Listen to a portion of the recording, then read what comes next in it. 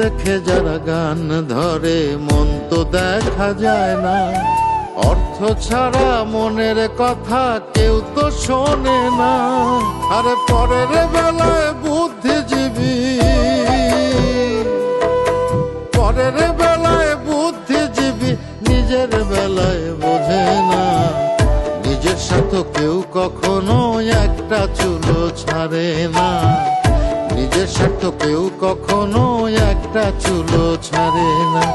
জীবন তো আর টকশয়ে চলে না। জ্ঞানের কথা